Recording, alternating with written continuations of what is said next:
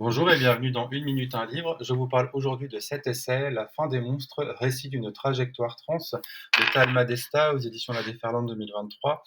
Alors, Talma Desta est journaliste indépendant, spécialisé dans les luttes LGBT+, et militant transféministe. Il est l'auteur de Désiré à tout prix chez Binge Audio 2022, et donc de La fin des monstres, ici, son deuxième livre.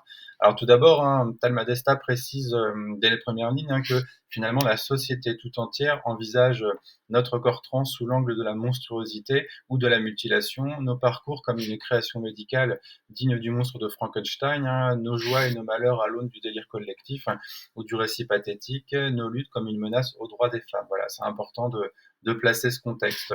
Alors précisons également qu'on appelle transphobie les comportements hostiles de rejet ou de haine envers les personnes trans et toute opinion finalement les privant de l'égalité des droits, précise la CNCDH. Pour contextualiser davantage, les personnes trans restent des curiosités dans les médias comme ailleurs, précise Karine Espinera. Dans sa préface, Michel Boson explique également que les revendications et les vies des personnes trans font face également à des mouvements d'hostilité inédits. L'INED ajoute qu'en France comme à l'international, les luttes trans gagnent progressivement en visibilité, mais que cependant cette visibilité est ambivalente. Si la question des droits des personnes trans émerge dans le débat public, les mouvements anti-trans se structurent eux aussi de manière croissante et donnent lieu à des politiques publiques clairement anti-trans. Donc les personnes se trouvent bien évidemment exposées à des formes ouvertes de discrimination, d'exclusion et de violence.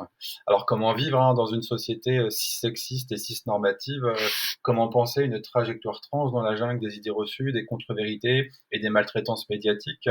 Par exemple, Talma Desta explique de ce qu'on peut entendre, ça peut être des phrases du type les femmes trans s'approprient la féminité pour exercer leur domination d'hommes, ou encore que les hommes trans utilisent la masculinité pour échapper à la lesbophobie et à la misogynie, des lubies obsessionnelles, précise Talma Desta, et l'expression est quand même pertinente. Sans oublier dans tout ça ce qu'on appelle la transnormativité imposée par les personnes cis. Talma Desta précise par ailleurs que finalement naviguer au travers des stéréotypes de genre, non par croyance intime de leur naturalité ou de leur bien fondé, mais parce qu'il est coûteux de ne pas le faire, et que finalement mieux vaut la clandestinité et le secret que l'humiliation, et que tout ça c'est un jeu de négociation perpétuelle. Vous avez un chapitre qui s'intitule Vivre qui est vraiment très touchant, et vraiment je pense que c'est un chapitre qui devrait être lu finalement à tout le monde pour mieux comprendre. Je vous lis quelques extraits. Être trans, c'est vouloir disparaître pour ne pas souffrir son propre corps une seconde de plus.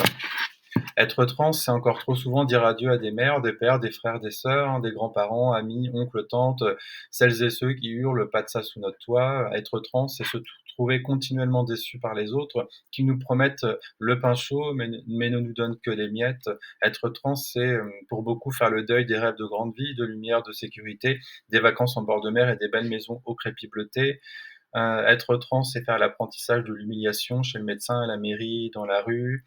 Être trans, c'est se préparer à mourir simplement parce qu'il faut compter tous les jours les départs de nos semblables. C'est quelquefois les pleurs doux face au miroir et à la joie de voir son corps changer, la tendresse qui réside dans le fait de s'approprier une enveloppe qui nous ressemble enfin. Encore parce que être trans, c'est faire la preuve quotidienne d'un humour cinglant et acide, langage communautaire d'autodéfense de celles et ceux dont c'est l'ultime bouclier. C'est vaincre la déshumanation par la raillerie, le terme bien senti, les tacles, les jeux de mots, les pirouettes saugrenues, le sarcasme en mitraillette, sans reprendre son souffle.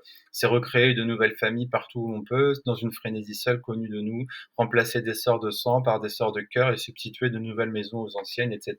Donc on voit bien en tout cas dans cette réalité, voilà, toutes les réalités, en tout cas, voilà, liées à ce verbe vivre finalement. Voilà. Donc c'est vraiment un essai vrai, intime, honnête, qui, je l'espère, vous permettra finalement, de manière empathique, notamment, mais de mieux comprendre les vécus des personnes trans. Et voilà, pour citer de nouveau Talma Desta en conclusion, que vivent les personnes trans, que meurent les monstres. Voilà. Vraiment très bonne lecture, bonne découverte, et partagez-le, diffusez-le autour de vous. Voilà. À bientôt.